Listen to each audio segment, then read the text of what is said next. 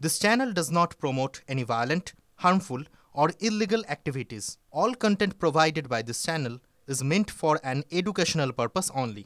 Cancer Healer Center, a new beginning.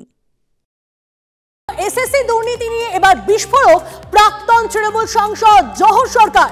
50 বছর ধরে রাজ্য রাজনীতি দেখছি, বাম আমলের দুর্নীতি দেখেছি, কংগ্রেসের দুর্নীতি দেখেছি, কিন্তু তৃণমূলের দুর্নীতি সব মাত্রা ছাড়িয়ে গেছে মন্তব্য তৃণমূল ত্যাগী প্রাক্তন সাংসদ জহর সরকারের। আমাদের রাজ্যে এই ধরনের অন্যায় প্রায় হয়নি। ওএমআর শিট পরিকল্পনা করে নষ্ট করা হয়েছে, মেধার সর্বনাশ হয়েছে, যোগ্য অযোগ্য আলাদা করা যেত, রাজ্য করেনি মন্তব্য তৃণমূল ত্যাগী প্রাক্তন সাংসদের।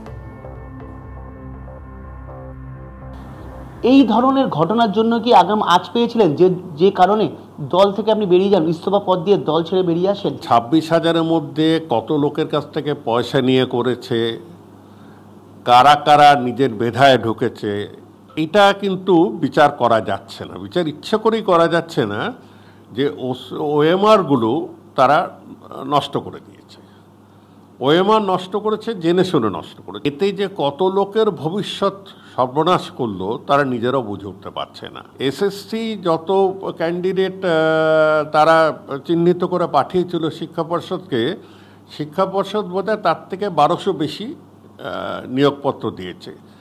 যেই 1200 যাদের নিয়োগপত্র দিয়েছে ধরেই নেওয়া যাচ্ছে যে এটা অন্যায় উপায়ে, অসৎ উপায়ে দিয়েছে।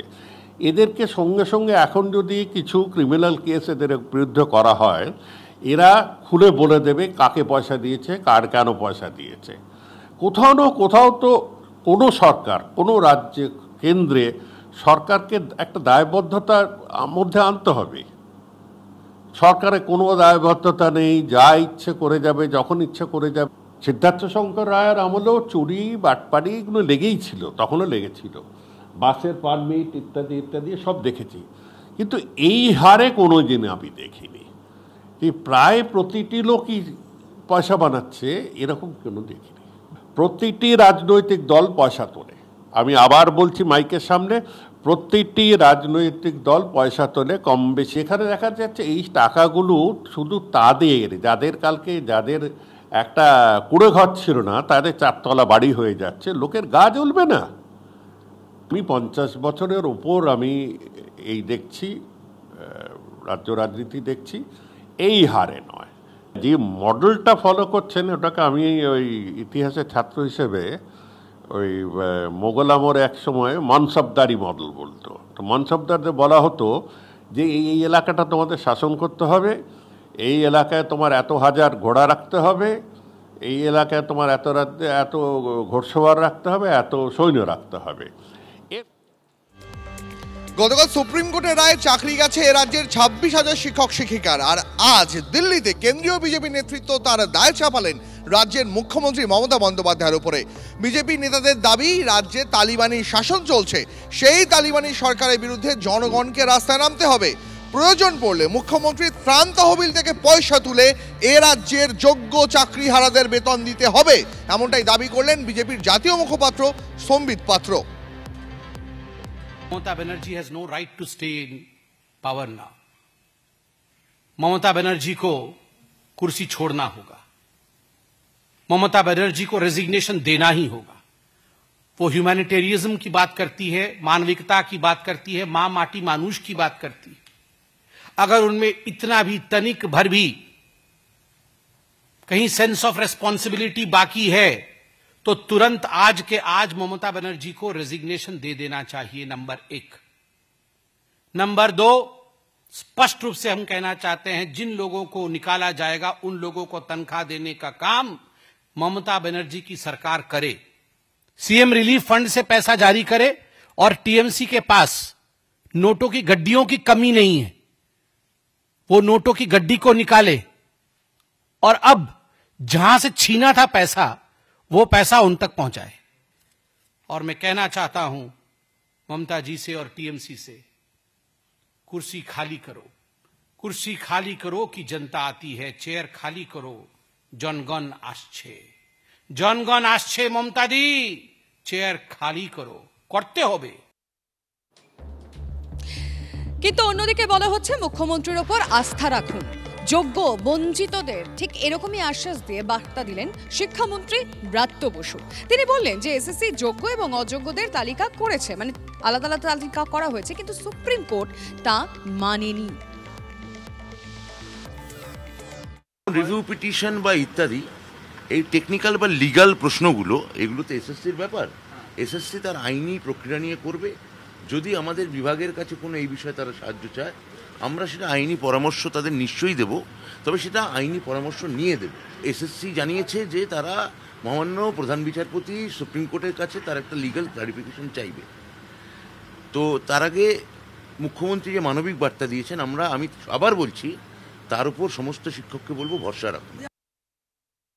যোগ্য বা অযোগ্য এসএসসি ভাগ করতে পারেনি তা নয়, হয়তো বলতে পারেন তাতে কোর্ট সম্পূর্ণত কোর্ট সেটা বলেওছেন মাননীয় যে তারা সন্তুষ্ট হচ্ছেন না, কিন্তু যোগ্য অযোগ্যের একটা ভাগাভাগি নিশ্চিতভাবে প্রধান বিচারপতি রায়ের পর আমরা বুঝতে পারছি, এবং যারা যোগ্য এবং বঞ্চিত তাদের একটা মানবিক দৃষ্টিভঙ্গি যাতে সব তরফ থেকে বেরোয়, আমি সেই আবেদনও এই সূত্রে করব।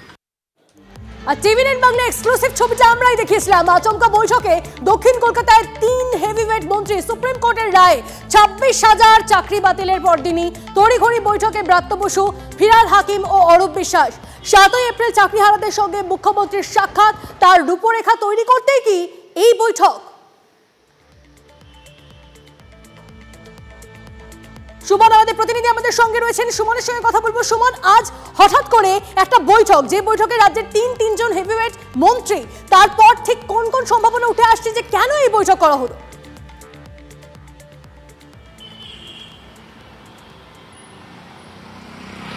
দেখো, আমরা একটা নির্বাচনমুখী রাজ্যে রয়েছি, আগামী বছর নির্বাচন, এবং সেই নির্বাচনের আগে সুপ্রিম কোর্টের নির্দেশ নিঃসন্দেহে রাজ্য সরকারকে একটা বড় সড়ো সেটব্যাকের মুখে ফেলেছে, এবং সেই জায়গায় তৃণমূল কংগ্রেস রাজনৈতিকভাবে এটাকে কিভাবে কমব্যাট করবে, যেমনটা ব্রাত্য বসু তার বক্তব্যের সময় বলছিলেন যে রাজনৈতিকভাবে এবং সরকারিভাবে দুভাবেই এটাকে লড়তে হবে, এই পরিস্থিতির মোকাবিলা করতে হবে। সেই জায়গায় রাজনৈতিকভাবে কি করে মোকাবিলা করা যায়, ইতিমধ্যে মুখ্যমন্ত্রী মমতা বন্দ্যোপাধ্যায় বলেছেন 7 এপ্রিল তিনি চাকরিহারাদের সঙ্গে মিটিংয়ে বসবেন নেতাজি ইন্ডোরে।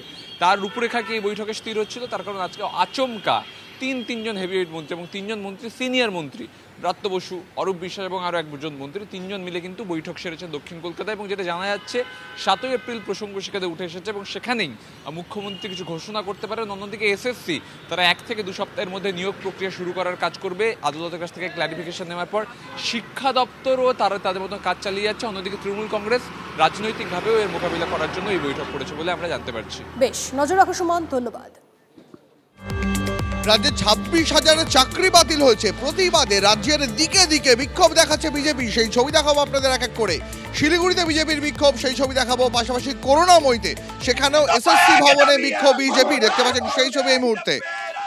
এছাড়াও আসানসোলে, সেখানেও বিক্ষোভ দেখায় বিজেপি। দিকে দিকে রাজ্যের নানা প্রান্তে চাকরি বাতিলের প্রতিবাদে, কেন চাকরি বাতিল হলো, কেন যোগ্য অযোগ্যদের আলাদা করা গেল না, কেন রাজ্য সরকার ব্যর্থ, এই অভিযোগ তুলে রাজ্যের দিকে দিকে বিক্ষোভে বিজেপি নেতাকর্মীরা।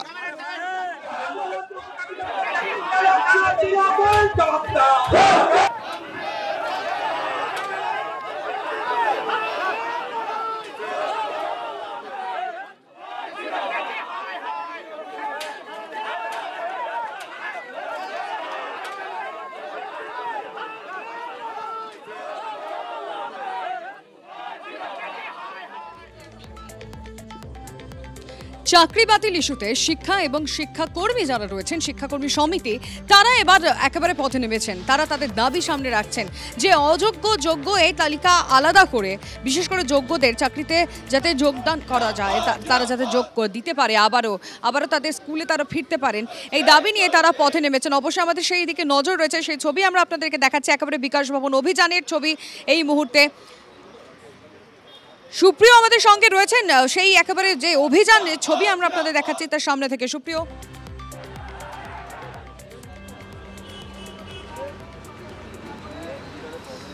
দেখো, করুণাময়ী বাসস্ট্যান্ড থেকে শুরু হওয়ার পর বিকাশ ভবন পর্যন্ত যে মিছিলে যাওয়ার কথা ছিল, অর্থাৎ মাধ্যমিক শিক্ষক ও শিক্ষাকর্মী সমিতির ডাকে যে বিকাশ ভবন অভিযান, সেই মিছিল যখন বইমেলা প্রাঙ্গণের কাছাকাছি আসে, অর্থাৎ যেখানে আমরা দেখতে পাচ্ছি এই মুহূর্তে মিছিলের যারা অংশগ্রহণকারীরা রয়েছেন তারা দাঁড়িয়ে রয়েছেন, এখানে আসার পরেই কিন্তু বিধাননগর কমিশনারেটের পুলিশ তারা এই মিছিলকে বাধা দেয়, অর্থাৎ মিছিল আটকায়। এবং তার পরবর্তীতে আমরা যেটা দেখলাম যে এখানেই মিছিলের যারা অংশগ্রহণকারীরা রয়েছেন তারা দাঁড়িয়ে রয়েছেন এবং এখান থেকে 5 সদস্যের একটি প্রতিনিধি দল তারা বিকাশ ভবন পৌঁছে গেছেন ইতিমধ্যেই, এবং সেখানে গিয়ে তারা প্রিন্সিপাল সেক্রেটারির সঙ্গে দেখা করবেন এবং তারা ডেপুটেশন জমা দেবেন।